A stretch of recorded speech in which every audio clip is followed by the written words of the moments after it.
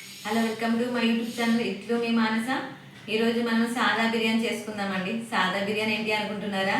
మనకి ఇంట్లో కూరగాయలు లేనప్పుడు, కర్రీస్ ఏం లేనప్పుడు మనకు ఓన్లీ టమాటా పెరుగు ఉంటే చాలండి, మనము సాదా బిర్యానీ చేసుకోవచ్చు. దానికి కావాల్సిన పదార్థాలు మనం ముందుగానే రైస్ కడిగి పెట్టుకోవాలండి. హాఫ్ అన్ అవర్ ముందే రైస్ కడిగి పెట్టాను. 4 టమాటాలు కట్ చేసి పెట్టుకోవాలి. పుదీనా, కొత్తిమీర, దాల్చిన చెక్క, లవంగ, ఇలాచి, సన్నగా ఆనియన్స్ కట్ చేసుకోవాలండి. 4 పచ్చిమిర్చీలు, పెరుగు.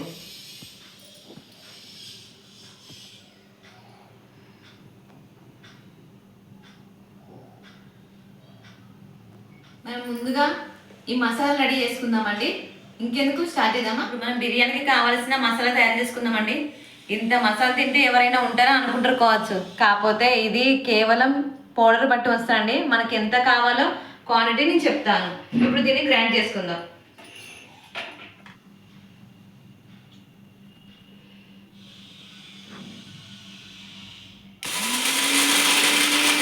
గ్రైండ్ చేసుకుంటే సరిపోతుంది.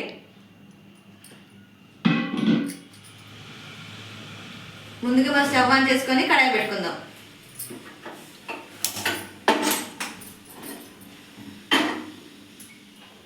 ఇప్పుడు గిన్నె వేడాక మనం సరిపోయేంత ఆయిల్ వేసుకుందాం. ఇందులో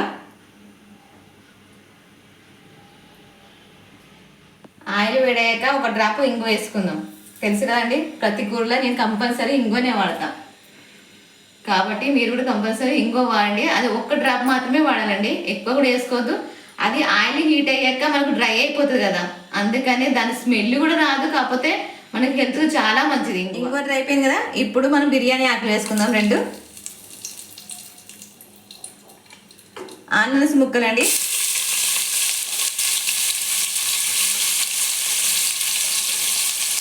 ఇవి బ్రౌన్ కలర్ వచ్చేదాకా మనం వేయించాలి. ఇప్పుడు 4 పచ్చిమిర్చి వేసుకుందాం.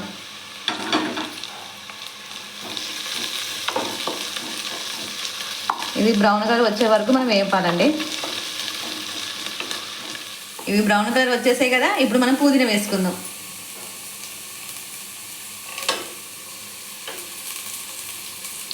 అలాగే కొత్తిమీర.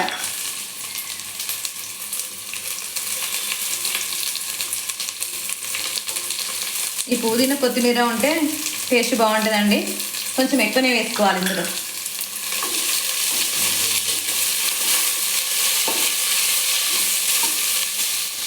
ఇది వేగాక మనం ఒక 1 స్పూన్ అల్లం పేస్ట్ వేసుకుందాం. ఇది కూడా ఆయిల్లో కొంచెం మంచిగా వేగనివ్వాలండి.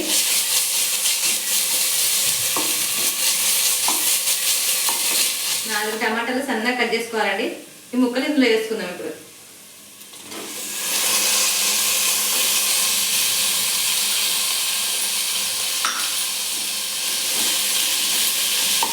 ఇది మంచిగా మగ్గాలండి.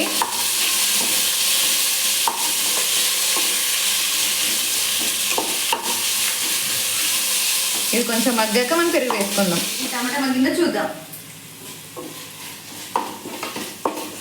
చూడండి, టమాటా ఇందులో మగ్గిపోయింది కదా, ఇప్పుడు మనం ఇందులో పెరుగు వేసుకుందాం.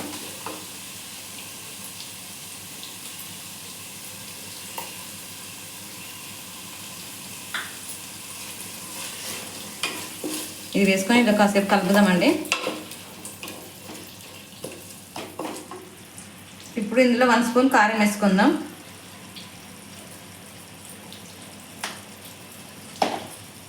కారం ఎక్కువ వేసుకోవద్దండి, ఎందుకంటే మన మసాలా ఇట్లా ఉన్నాయి కదా ఇందులో, కాబట్టి మనం తక్కువనే వేసుకోవాలి.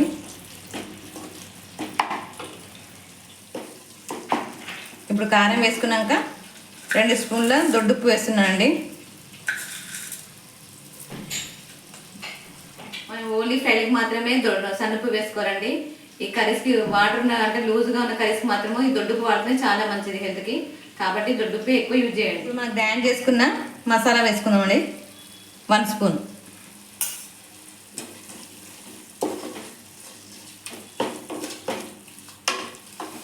ఇప్పుడు 1 స్పూన్ ధనియాల పౌడర్.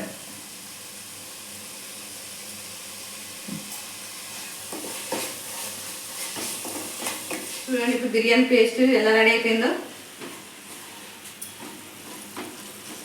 మంచి స్మెల్ వస్తుందండి ఇప్పుడే. చూడండి, బిర్యానీకి కావాల్సిన పేస్ట్ ఇలా రెడీ అవ్వాలి. మనం ఏ కప్పుతో రైస్ తీసుకుంటే ఆ కప్పుతో, గ్లాస్ అయినా సరే కప్ అయినా సరే దాంతోనే మనం వాటర్ తీసుకోండి. నేను ఈ కప్పుతో 2 కప్పుల రైస్ తీసుకున్నా. మీరు కూడా ఏ కొద్దిగా పెట్టుకుంటే అది కొలత.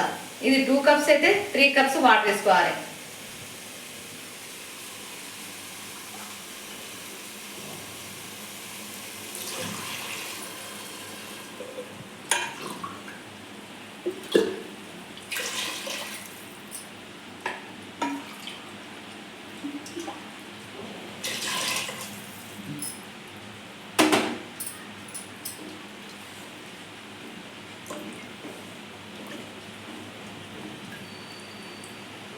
రైస్ పాత అయితే ఇంకా హాఫ్ కప్ వాటర్ వేసుకోండి.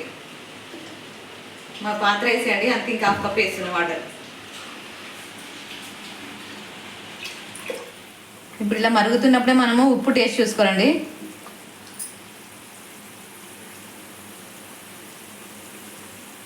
కొంచెం సప్పగా ఉంది, కొంచెం సాల్ట్ వేసుకుందాం ఇప్పుడు.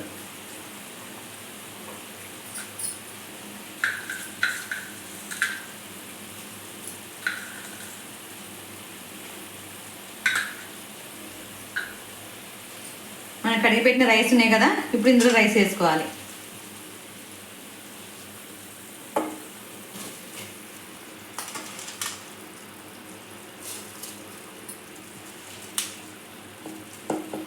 రైస్ వేసాం కదా, రైస్ కలిపి దీని మీద మనం మూత పెట్టుకుందాం.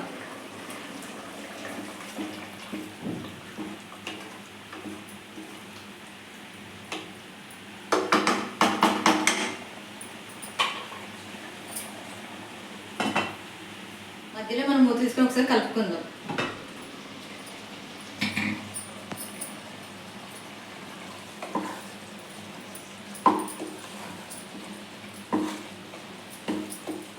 సెవెంటీ 75% ఇందులో ఉడకనిద్దామండి. తర్వాత మనం దమ్ పెట్టుకోవాలి. మనం మూత తీసి అన్నం 75% ఉడికిందో లేదో చూద్దాం. ఇది మాత్రం మనం రైస్ వేసాక కంపల్సరీ మీడియం ఫ్లేమ్లోనే ఉండాలండి. హైలో మాత్రం అస్సలు ఉంచకూడదు, ఎందుకంటే తొందరగా పీల్చేస్తుంది అది. అందులో మనం రైస్ ఉడకదు కాబట్టి మనం మొత్తం మీడియంలో ఉంచాలి రైస్ వేసాక. ఇప్పుడు చూద్దాం.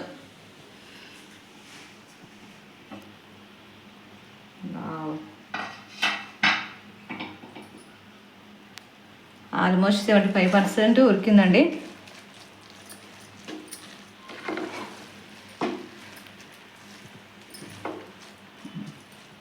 ఇప్పుడు దీన్ని మనము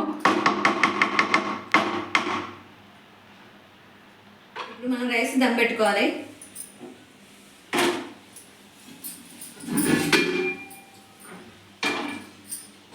ఇలా పెంచి పెట్టుకొని మొత్తం అది సిమ్లో పెట్టుకోరండి. సిమ్లో పెట్టుకొని మళ్ళీ రైస్ దీని మీద పెట్టి ఇలా గాలి పోకుండా మనం మూత కరెక్ట్ సైజు మూత పెట్టుకొని 10 నిమిషాలు ఉంచుకోరండి. ఒకవేళ మీకు అలా గాలి పోద్ది అనిపిస్తే దీని మీద వెయిట్ కూడా పెట్టుకోవచ్చు. ఒక 10 నిమిషాలు మాత్రం కంపల్సరీ ఉండాలి. అది మొత్తం వీడియోలో సిమ్లోనే ఉంచాలండి. ఇప్పుడు స్టవ్ ఆఫ్ చేద్దాం.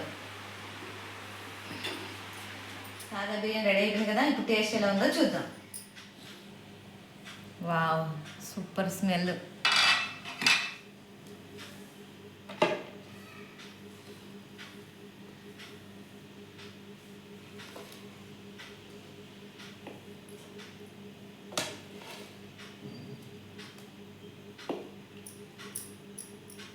చూడండి రైస్ ఎంత బాగా అయిందో.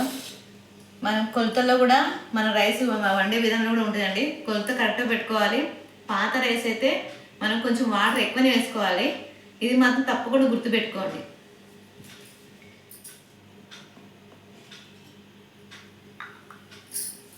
ఇప్పుడు టేస్ట్ ఎలా ఉందో చూద్దాం.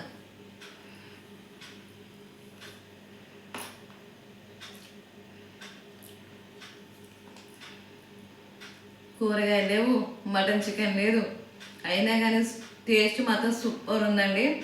తప్పకుండా మీరు ఇంట్లో ట్రై చేయండి. ఎట్లాగో పెరిగేసుకున్నాం కానీ ఇది కూడా ఒక ముద్ద చూద్దాం.